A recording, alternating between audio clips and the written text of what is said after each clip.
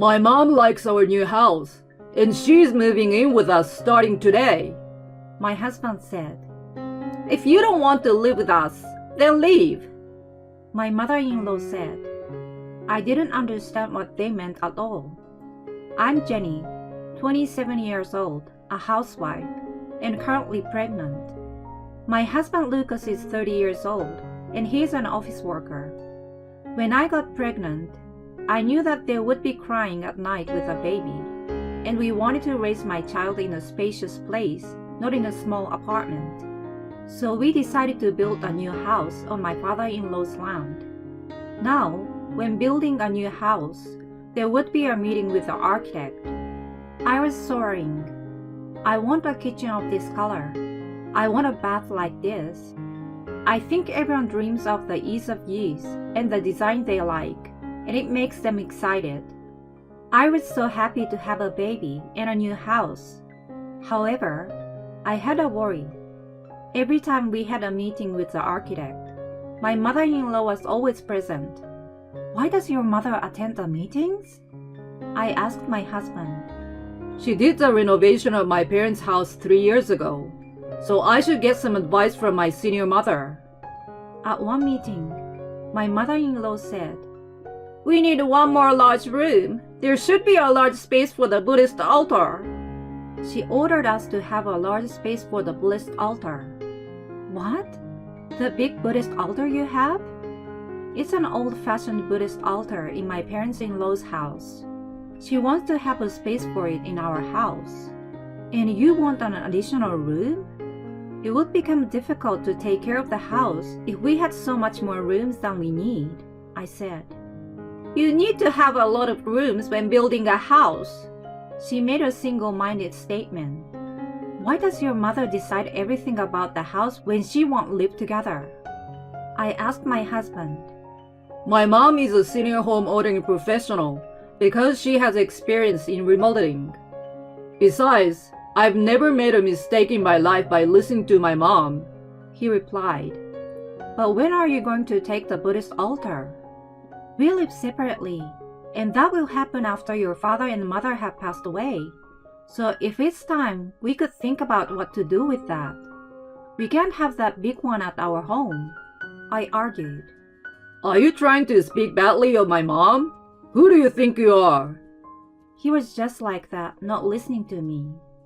I didn't want to make space for Buddhist altar, so I decided to negotiate with my mother-in-law again at the next meeting. The room for the Buddhist altar is inevitably a dead space, I said. You think so because you're still young. When you reach 80, you will definitely feel more comfortable with more rooms.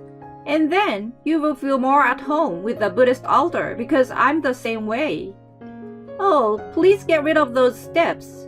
We need a barrier-free house. And add handrails on the stairs. My mother-in-law did not listen to me. In the end, the house was built with a layout that my mother-in-law wanted. Barrier-free, handrails on the stairs, and an extra room for a large Buddhist altar for the future.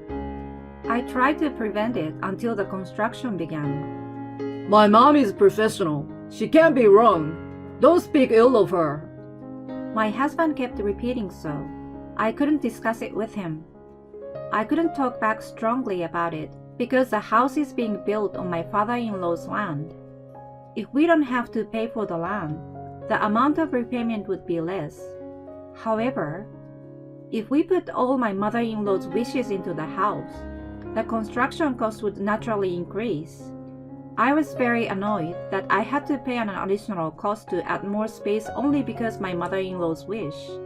The architect understood the situation and suggested that we could reduce the cost by eliminating some parts.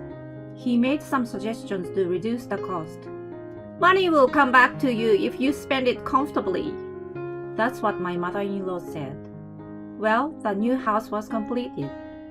I was very happy to see the new house, and the smell of the new wallpaper made my heart flutter. Newly built houses smell really good. A few days after we moved in, my mother-in-law and father-in-law came with a housewarming gift. Thanks to you, we were able to build such a splendid new house. I thanked my father-in-law. In fact, it is. I feel that we probably would not have been approved for a large loan if we had purchased not only the house but also the land. My father-in-law smiled. The smell of our new house is so nice. Now you are ready to welcome a baby as a grandfather.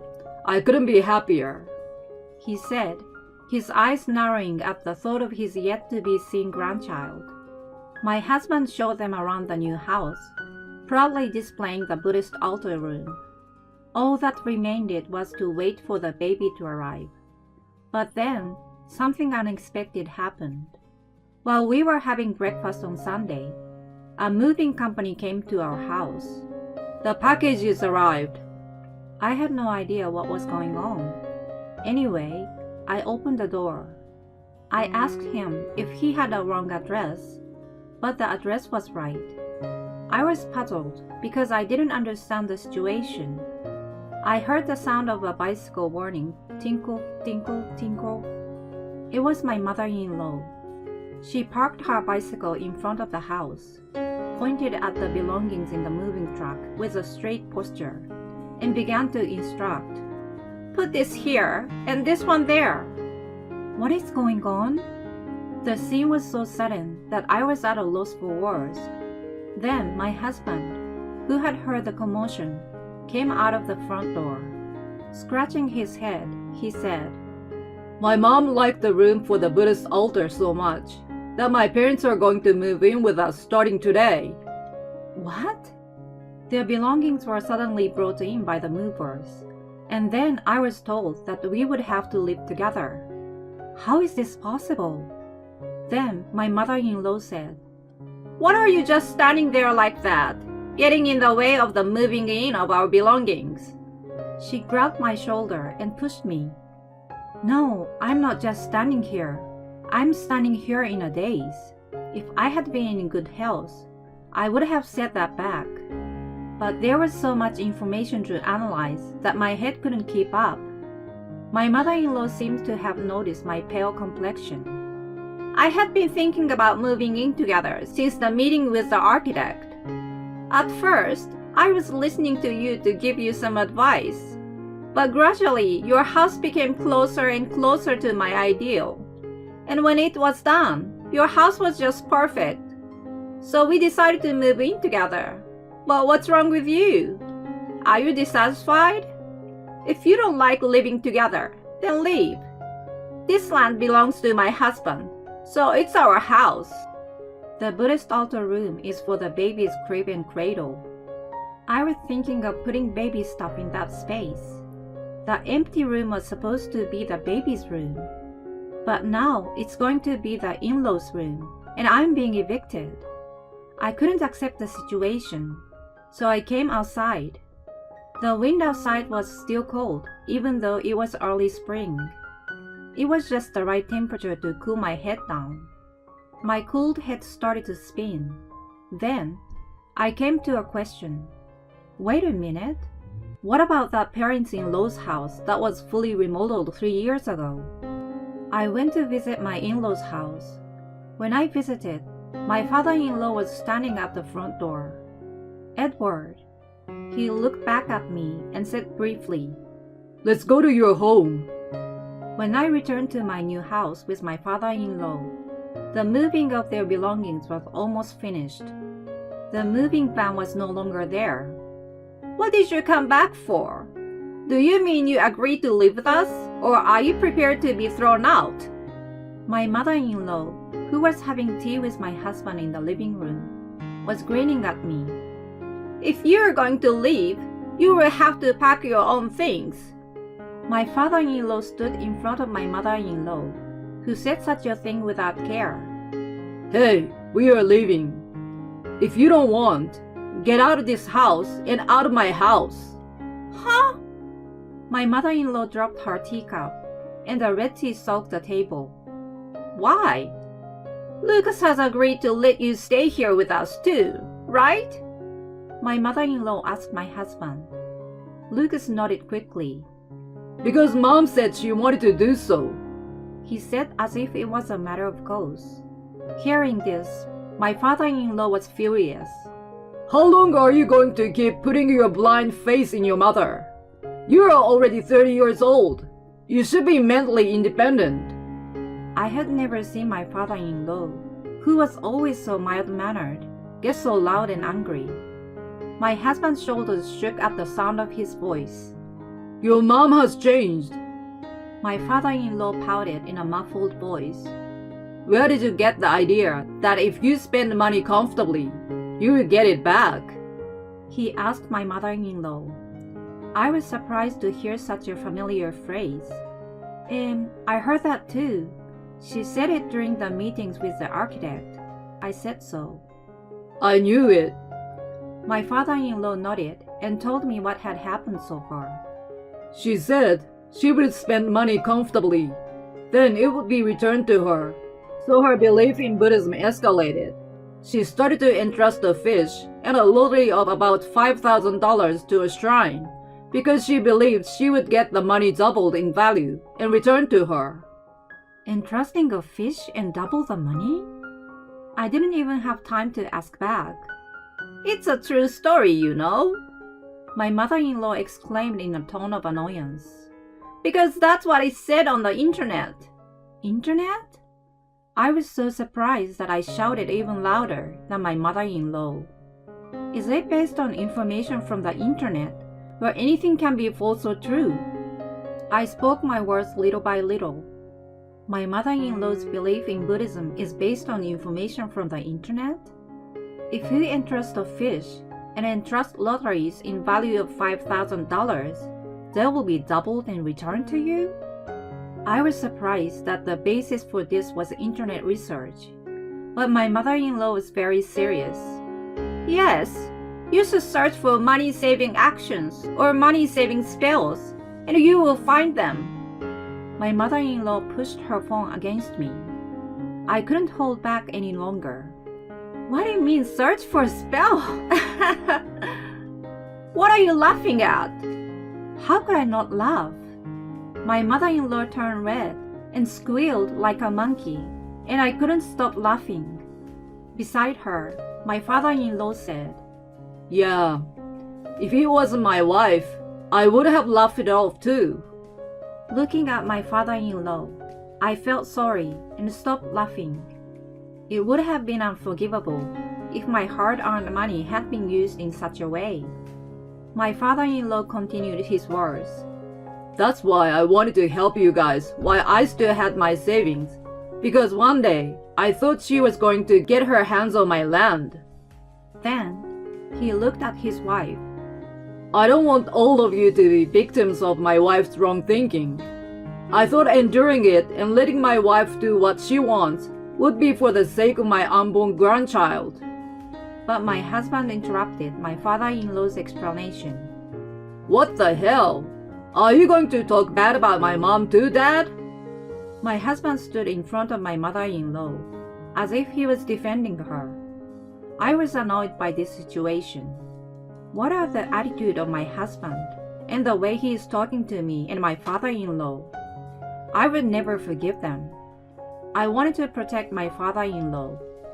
In return for my husband standing in front of my mother-in-law, I stood in front of my father-in-law, and I nipped at my husband. Your mother's thinking that the internet is always right, and your thought that your mother is always right is the same. Your mother and you are really unfortunate adults who can't discern the truth of information. My father-in-law has had to endure my mother-in-law's extravagant spending all his life, and I was probably the first person to stand up for him. Thank you, Jenny, he said in a small voice. I thought I had given you the least by having you build a new house on my land. But at the same time, I was already running out of savings because of my wife. Then she suggested we go to Lucas, who had money because people and money gather where there is money or something like that. It's not about the truth and false of internet information. It's a problem with my mother-in-law's personality. She's completely like a hermit crab, going from shell to shell. But my husband and mother-in-law didn't give up. But of course, you go where the money is. And if Mom wants to move in with us, she can. That's why Lucas built us an extra room and agreed to take over the Buddhist altar. Saying Mom is always right and the internet is always right, and the two of them were yelling and screaming. These two cannot be saved anymore, and my father-in-law and I looked at each other. If I had been at the beginning of my relationship with this husband, I would have said yes, you can say that for the rest of your life, bye-bye or whatever. I would have said goodbye to him. But now that I know how my father-in-law feels, I cannot simply leave. I felt a surge of righteous indignation that I had to make them go away for my father-in-law's sake, because he's the future grandfather of my baby. First of all, Grace, you're wrong. I told my mother-in-law directly. You say it's written on the internet. Well, why don't you search for Lucky Charm scrap or something? Seriously, no, I don't deny good luck. But if you want to make more money, it's much more practical for you to go to work than to entrust lottery tickets at the shrine though. At the very least, if you'd applied the time you wasted goofing around in meetings about our new house to our part-time job, you'd have a few tens of hundreds by now. And then you realize, what kind of effort does it take to get those tens of hundreds? How hard your husband worked to earn the amount of money you bought the lottery tickets you gave to the shrine. I told my mother-in-law that much at once.